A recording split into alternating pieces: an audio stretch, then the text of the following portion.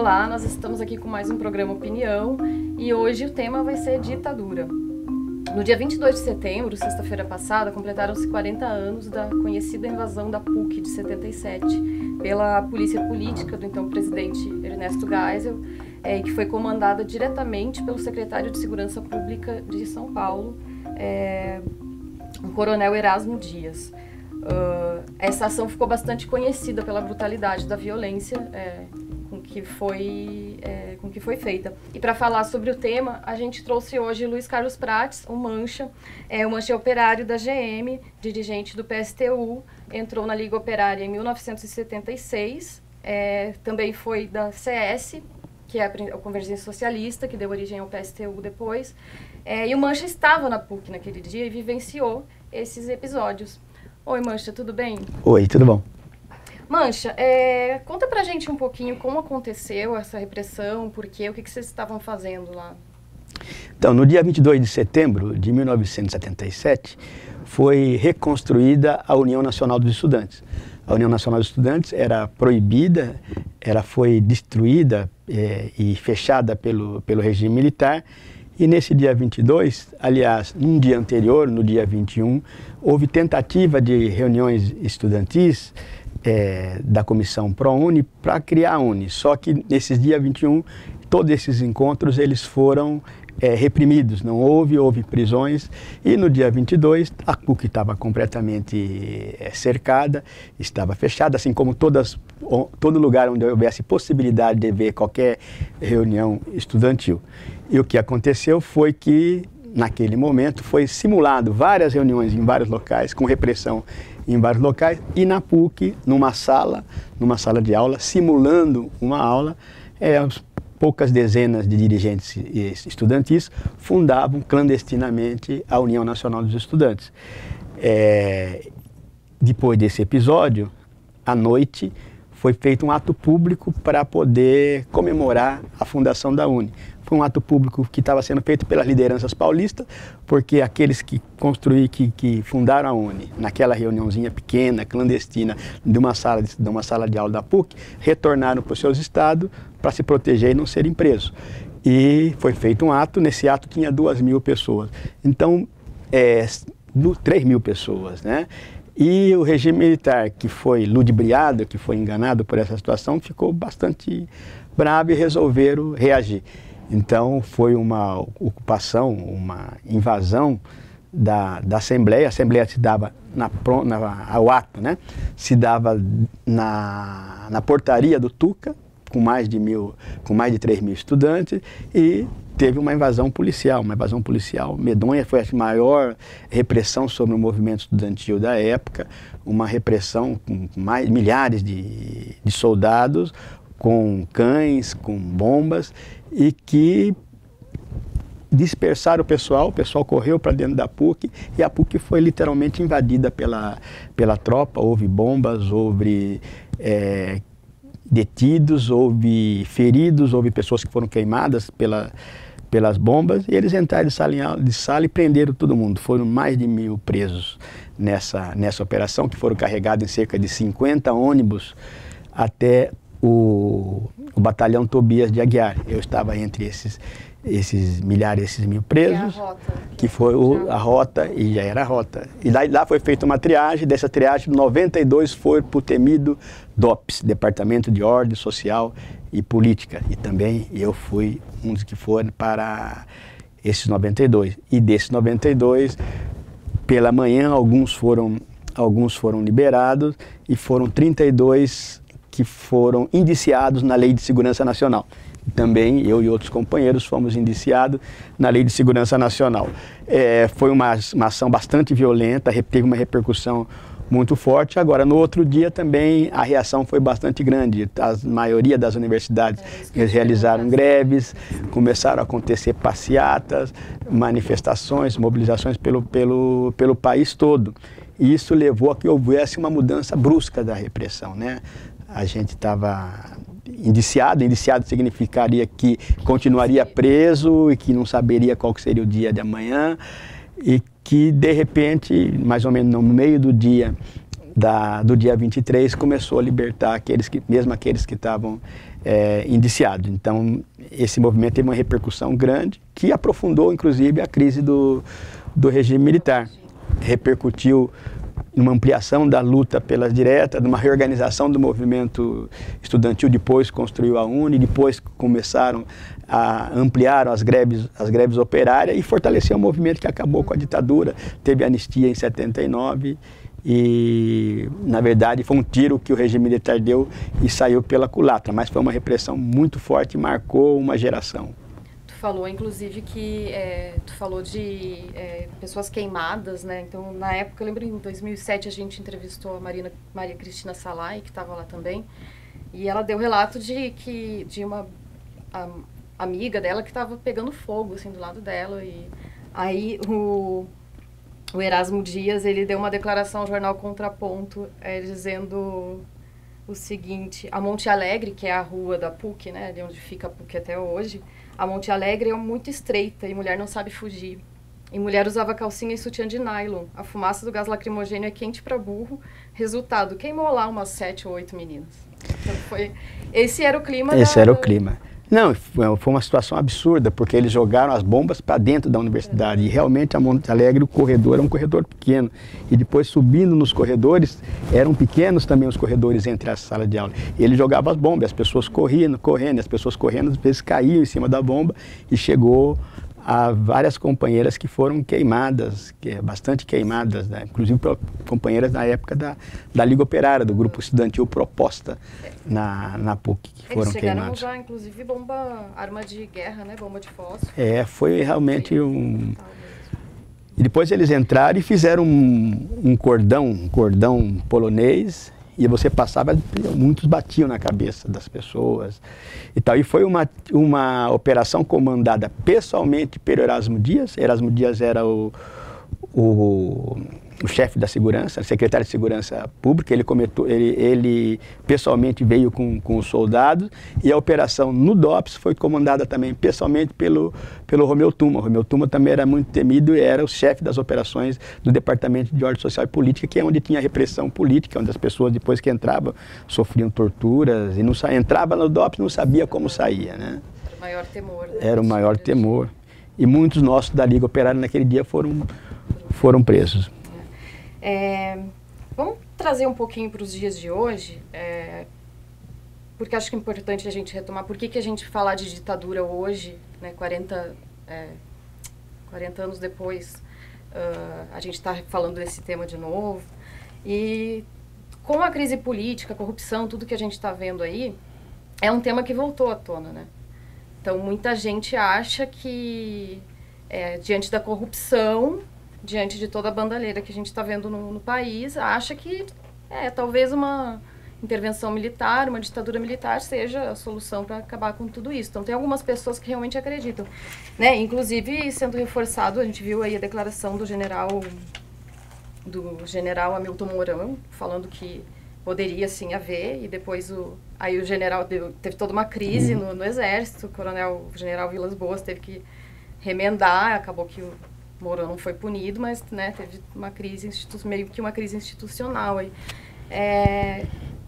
Quando tu vê esse tipo de reação hoje, assim, como é que tu o que tu diria, assim, para essas pessoas que acham que uma ditadura resolveria o problema da corrupção, da bandidagem, do que está acontecendo? Não, é importante resgatar a história e resgatar a memória para ver o que o Brasil passou durante o período da ditadura militar. Porque tem muita bobagem sendo dita, muitas aberrações históricas. Por exemplo, Zezé Camargo e Luciano disse que no Brasil nunca houve repressão, nunca houve ditadura. E, na verdade, houve uma ditadura violenta sobre o povo, e particularmente sobre o povo trabalhador, com fechamento de sindicatos, com proibição de manifestações, com fechamento do Congresso, de prisão de pessoas que simplesmente que se manifestavam contra o regime. Pacificamente, e muitas vezes eles eram presos, e que levou até que um setor se dedicasse a fazer a luta armada, porque não havia espaço para para manifestações democráticas, né? E houve uma verdadeira guerra contra o povo durante todo esse período. Daí se fala, bem, mas na época dos militares houve às vezes uma discussão nas fábricas, não existia corrupção. Olha, isso não é verdade. O que não existia era a divulgação, porque não se poderia falar em corrupção. A gente tem as grandes obras que foram feitas e as próprias empreiteiras que hoje são denunciadas são as mesmas empreiteiras que estavam juntas no golpe militar. Aliás, um golpe militar que ele foi ordenado diretamente desde os Estados Unidos e feito com apoio das grandes empresas, dos empresários. Tal. Durante todo esse período, os empresários foram cúmplices do golpe. Por quê? Porque o golpe serviu para que eles pudessem aumentar os seus lucros. Que vem sendo tudo isso comprovado. E tudo isso comprovado através da Comissão de Verdade, com documentação e tal, do papel que teve os militares e que teve também os empresários durante o golpe. Agora, qual que é a questão? É que o golpe e os militares e tal, eles não atacam no geral, eles ferem principalmente a classe trabalhadora. Porque você não tem direito de fazer. De 64, por exemplo, depois do golpe, as primeiras greves que houveram foi em 68. Em 68 também houve uma repressão violenta, por exemplo, em Osasco, na Cobrasma, foram mais de 300 pessoas que foram presas durante a greve. Depois disso não houve mais greve. Se retomou a greve depois de 10, 12 anos atrás, com muita gente que foi perseguida, que foram torturados, que foram mortos e tal, para conquistar o quê? Para conquistar a liberdade de você poder, pelo menos, protestar, de você poder se organizar. Então, aqueles que falam de volta da ditadura, primeiro que está errado é falar que na ditadura não tinha corrupção. Tinha corrupção, as grandes empreiteiras mandavam, inclusive as grandes obras, como Transamazônica, foram tudo repleta de corrupção. O problema é que a imprensa não podia divulgar, aliás, os militares atuavam diretamente dentro dos órgãos de imprensa e não permitia que fosse publicado nada. Então, por exemplo, jornais, mesmo os grandes jornais, que às vezes até apoiavam os militares, muitas vezes soltavam nos seus editoriais receita de bolo, porque os militares cortavam, eles tinham que jogar de última hora a receita de bolo, todo mundo lia, via. Bem, aqui foi censurado. Tá? Então, mesmo os grandes meios de comunicação, sem dizer ainda que as organizações operárias, os sindicatos ficaram sobre intervenção, manifestação você não podia fazer, as lideranças sindicais foram exiladas e tal, e depois teve toda uma longa luta dos trabalhadores, retomando com greves em 77, 78, bastante reprimida, bastante perseguida para pôr fim à ditadura militar. Então, esse negócio de ditadura militar, nós temos que colocar na cabeça que tem que ver a história e, inclusive, exigir que aqueles que fizeram todo o mal durante esse período, os próprios militares, sejam punidos. Porque uma das características da ditadura no Brasil é que os militares não foram punidos.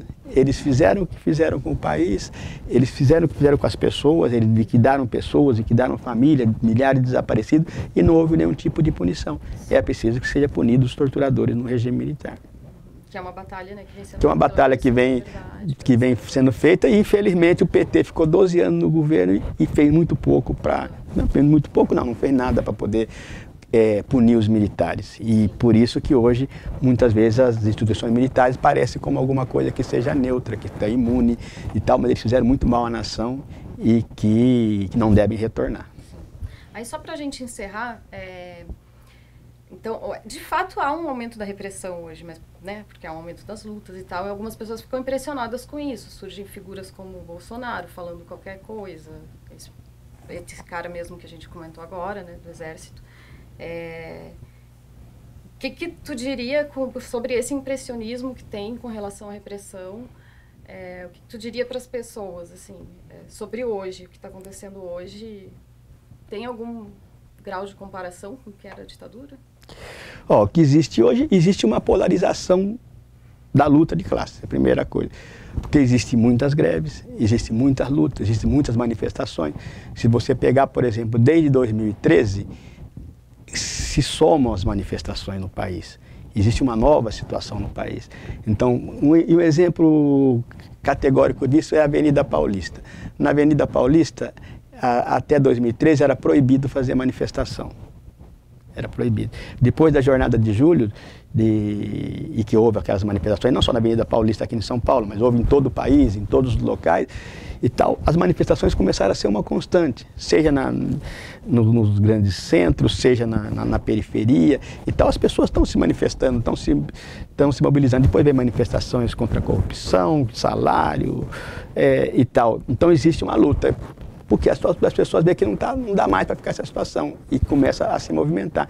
E existe reação, existe enfrentamento, existe grupos minoritários, por exemplo, que pregam a volta do regime militar, são grupos extremamente minoritários, mas existe uma polarização social. E quando existe essa polarização social, a burguesia, o Estado, ele aumenta o grau de repressão. Ele aumenta o grau de criminalização, querem acabar, por exemplo, limitar o direito de greve e tal. Isso por quê? Porque mesmo sobre uma suposta democracia, uma democracia dos ricos, ainda é uma ditadura, porque nunca foi uma democracia. Mesmo essa democracia dos ricos, onde você tem o direito a votar de 4 em 4 anos para escolher os seus carrascos, mesmo nessa democracia, não deixa de ser uma ditadura de classe, uma ditadura da burguesia sobre os trabalhadores, sobre a maioria do povo. Mas uma ditadura sob uma forma mais disfarçada e também onde você tem alguns direitos de manifestação, de organização, de liberdades que você conquistou ao longo da história. Agora, um regime militar, uma ditadura militar é uma coisa completamente diferente, porque ela liquida o conjunto das liberdades. Ela liquida o direito de você se reunir, de você conversar, de você falar contra o governo. Falar qualquer coisa, entendeu? Então, é um regime onde a repressão é uma repressão muito maior, uma repressão brutal. E interessa aos trabalhadores, interessa ao povo garantir liberdade democrática para poder impor, inclusive, um novo regime no país. E essa situação é diferente. Então, comparar uma ditadura militar, um regime militar que nós vivemos de 64 e os militares no poder, porque os militares no poder significa exatamente assim, a liquidação da organização operária e a organização de todo tipo de organização independente, manifestação, entidade estudantil e tal, é uma coisa. E hoje a criminalização que existe e o Estado vai fazer cada vez mais isso numa polarização, são coisas diferentes. O que nós temos é que aproveitar esse grau que existe para poder fazer e propor e fazer mudanças radicais, inclusive na estrutura de poder, na construção de conselhos populares, na construção de um novo poder, um poder operário, para poder substituir essa sociedade burguesa e decadente e essa democracia que é uma democracia dos ricos. Obrigada, Mancha, por essa entrevista. Ficamos por aqui com mais essa opinião. Acompanhe nossos vídeos, o nosso programa pelo nosso canal no YouTube, que está aí na tela. E até a próxima.